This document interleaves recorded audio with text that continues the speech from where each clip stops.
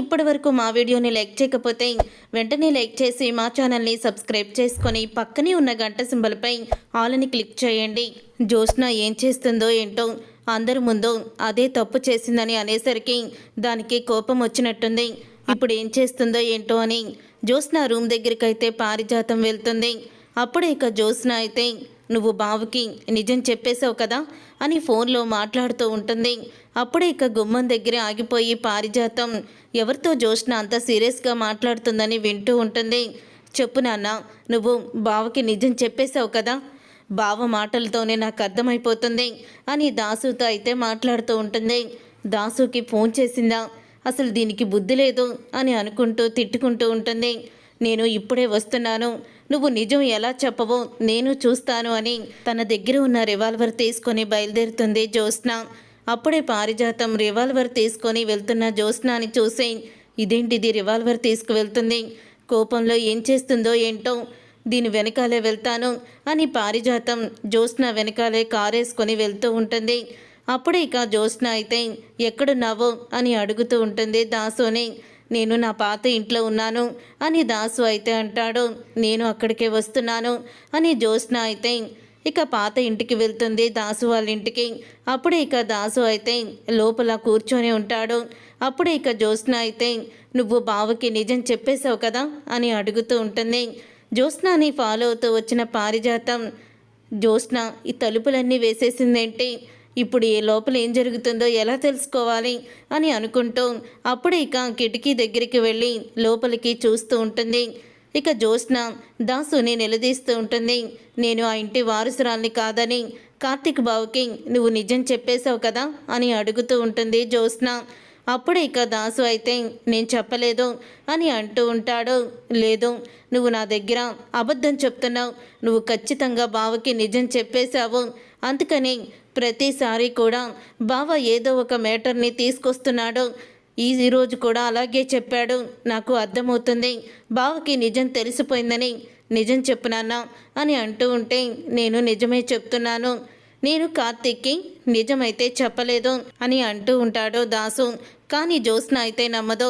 ఇక నేను మాత్రం నీ మాటలు నమ్మదలుచుకోలేదు నాన్న, నువ్వు ఖచ్చితంగా నాతో అబద్ధమే చెప్తున్నావు, ఈరోజు నీ చేత నిజం ఎలా చెప్పించాలో నాకు తెలుసు అని అంటూ ఉంటుంది. జ్యోత్స్న నీకు కన్న కూతురి కన్నా కార్తీక్ బావ దీపే ఎక్కువయ్యారు కదా అని అడుగుతూ ఉంటే కన్న కూతురువి కాబట్టి నువ్వు చేసిన అరాచకాలవి కూడా బయట పెట్టకుండా ఇప్పటి వరకు నువ్వు చేసిన కుట్రలు కుతంత్రాలకి శిక్ష వేయకుండా ఊరుకున్నాను అని అంటూ ఉంటాడు దాసు. అప్పుడు ఇక జ్యోత్స్న అయితే అంటే బావకి నువ్వు నిజం చెప్పేసినట్టే కదా అని అంటూ ఉంటుంది. నేను చెప్తుంటే నీకు అర్థం కావడం లేదా, నేను నిజం చెప్పలేదని అని అంటూ ఉంటాడు దాసు. అయితే నాకు తెలుసు, లేకపోతే నిజం తెలుసు కాబట్టి కార్తీక్ బావ దీప ఆ ఇంటిని వదలడం లేదు. ఆ దీప తన సొంత అమ్మా నాన్న దగ్గరికి వచ్చినట్టు పుట్టింటికి వచ్చినట్టు వచ్చి వెళ్తూ ఉంటుంది. అమ్మ అని నాన్న అని ఇంట్లో వాళ్ళని ఆప్యాయంగా చూసుకుంటుంది అని అంటూ ఉంటుంది జ్యోత్స్న. కార్తీక్కి దీపకి నిజం తెలిస్తే ఇప్పటి వరకు ఎందుకుంటారు, ఆ ఇంట్లో పనివాళ్ళుగా ఎందుకుంటారు, కార్తీక్ ఆ ఇంటి వారసురాలైన దీపని ఆ ఇంటి వంట మనిషిగా ఎందుకని చూస్తాడు, ఎప్పుడో శివనారాయణ గారికి నిజాన్ని చెప్పేసేవాడు. నీ అవమానాలు భరించలేక నువ్వు చేస్తున్న కుట్రలు కుతంత్రాలు చూసి కార్తీక్ నిజాన్ని ఎందుకు బయట పెట్టకుండా ఉండేవాడు అని అంటూ ఉంటాడు దాసు. అప్పుడే నిజం తెలుసుకొని పారిజాతం షాక్ అయిపోతూ ఉంటుంది. అంటే దీపే ఇంటి వారసురాలన్నమాట అని అంటూ షాక్ అయిపోతూ ఉంటుంది. జ్యోత్స్నకి ఈ విషయం తెలుసు, కానీ నా దగ్గర ఈ విషయాన్ని దాచిపెట్టి దీప మీద పగ తీర్చుకోవాలనుకుంటుంది. దీప మీద ఎందుకు అంతలా పగ పెంచుకుందో నాకు ఇప్పుడు అర్థమవుతుంది. దీపని చంపడానికి ప్రయత్నించింది, దీపని ఆ కుటుంబానికి దూరం చేయాలనుకుంది, అసలు కారణం ఇదేనమాట అని పారిజాతం షాక్ అయిపోతూ ఉంటుంది. చూడు నాన్న, ఇప్పుడు గనుక నువ్వు నిజం చెప్పకపోతే నేనేం చేస్తానో తెలుసా అని అంటూ ఉంటుంది జ్యోత్స్న. అప్పుడే ఇక దాసు అయితే నువ్వేమైనా చేసుకో అని దాసు అంటూ ఉంటాడు. నేను నిజమే చెప్తున్నాను అని అనగానే అప్పుడే ఇక రివాల్వర్ తీసుకొని దాసుకి గురి పెడుతుంది జ్యోత్స్న. అప్పుడు ఇక దాసు అయితే అంటూ ఉంటాడు, అంటే ఇప్పుడు నేను నిజం చెప్తున్నానో లేదా అని నన్ను షూట్ చేసి మరి నిజాన్ని తెలుసుకుంటావా ఏంటి అని అంటూ ఉంటాడు దాసు. అప్పుడే అదేంటి నీకు రివాల్వర్ గురి పెడితే కనీసం నీలో భయం కూడా కనిపించడం లేదు అని అంటూ ఉంటుంది జ్యోత్స్న. భయమా? నాకెందుకు, ఆల్రెడీ చావు అంచుల దాకా వెళ్ళొచ్చాను, నాకెందుకు భయం అని అంటూ ఉంటాడు దాసు. ఒకసారి నువ్వు నన్ను కొట్టి చంపాలని చూశావు, కానీ అప్పుడు నేను అన్నయ్య దయ వల్ల బ్రతికాను. దశరథ అన్నయ్య సమయానికి వచ్చి నన్ను కాపాడి హాస్పిటల్లో జాయిన్ చేశాడు. నేను నిజం ఎక్కడ చెప్పేస్తానని భయంతో నన్ను తల మీద కొట్టి చంపాలని చూశావు అని అంటూ ఉంటాడు దాసు. అప్పుడే ఇక నిజం తెలుసుకొని ఒక్కసారి పారిజాతం షాక్ అయిపోతూ ఉంటుంది. పారిజాతం షాక్ అయిపోతూ, అంటే నా కొడుకుని చంపాలనుకుంది జ్యోత్స్నానా? తన కన్న తండ్రి అని తెలిసాక కూడా దాసుని చంపాలని చూసిందా అని ఒక్కసారి పారిజాతం షాక్ అయిపోతూ ఉంటుంది. అప్పుడే ఇక జ్యోత్స్న అయితే, నీలో ఈ తెగింపు ఉంటుందని నాకు తెలుసు నాన్న, అందుకే నేను ముందుగానే ప్లాన్ చేసుకొని వచ్చాను. ఏం ప్లానో తెలుసా అని అంటూ ఉంటుంది జ్యోత్స్న. ఏం ప్లాను అని అంటూ ఉంటాడు దాసు. అయితే రివాల్వర్ గురిపెట్టింది నిన్ను షూట్ చేయడానికి కాదు, నన్ను నేను షూట్ చేసుకోవడానికి.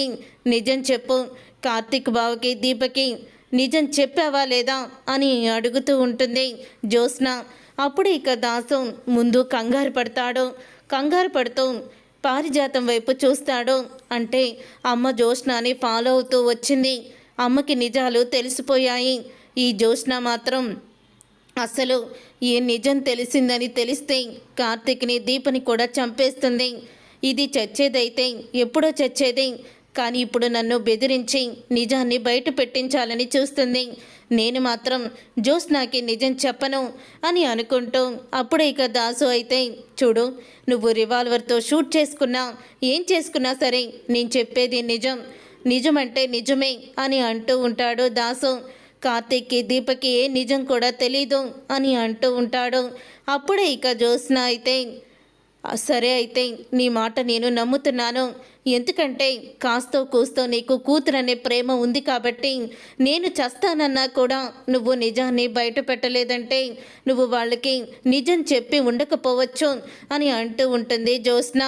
ఇప్పటికైనా కన్న తండ్రికి కూతురంటే ప్రేమ ఉందని తెలుసుకున్నావు, అది చాలే అని అంటూ ఉంటాడు దాసు. కేవలం ఆ ప్రేమ వల్లే నువ్వు చేసిన కుట్రలు కుతంత్రాలు బయట పెట్టకుండా ఉంది, లేకపోతే నీ బండారం ఎప్పుడో బయటపడేది అని అంటూ ఉంటాడు దాసు. ఇదే భయాన్ని మెయింటైన్ చెయ్యి. కార్తిక్ బావుకి దీపకి నిజం తెలిసిందంటే మాత్రం నేను అస్సలు కూడా ఊరుకోను, అసలు జ్యోత్స్న ఏంటో చూపిస్తాను అని అంటూ ఉంటుంది జ్యోత్స్న. ఇక అనేసి అక్కడి నుంచి వెళ్ళిపోతుంది. అప్పుడు ఇక పారిజాతం నిజం తెలుసుకొని ఒక్కసారి షాక్ అయిపోతూ ఉంటుంది. ఇక జ్యోత్స్న వెళ్ళిపోయాక దాసు అయితే బయటికి వస్తాడు. ఇక బయటికి వచ్చి, విన్నావు కదమ్మా, నువ్వు పెంచి పెద్ద చేసి ఇంటికి వారసురాల్ని చెయ్యాలనుకున్న నీ మనవరాలో ఎంతటి దుర్మార్గురాలో ఇప్పుడు కూడా అర్థమయ్యిందా? కన్న తండ్రిని కడ తీర్చాలన్నంత దుర్మార్గురాల్లా తయారయ్యింది అని అంటూ ఉంటాడు దాసు.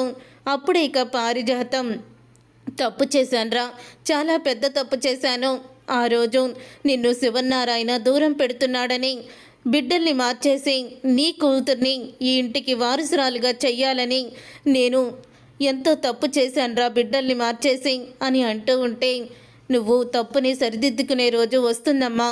నువ్వు జ్యోత్స్నతో ఇక చేతులు కలపడం మానేసి దీపకి న్యాయం చెయ్యాలని సంకల్పం చేసుకో. అప్పుడు ఖచ్చితంగా నువ్వు చేసిన పాపానికి ప్రాయశ్చిత్తం ఉంటుంది అని దాసు అయితే అంటూ ఉంటాడు. చూసారుగా ఫ్రెండ్స్, రాబోయే కథలో ఖచ్చితంగా ఇలాగే జరగబోతుంది. మరి ఇలాగే జరిగి పారిజాతం నిజం తెలుసుకొని దీపకి సపోర్ట్ ఇవ్వాలని కోరుకునే వాళ్ళు వీడియోని తప్పకుండా లైక్ చేసి మా ఛానల్ని సబ్స్క్రైబ్ చేసుకొని పక్కనే ఉన్న గంట సింబల్పై ఆలని క్లిక్ చేయండి.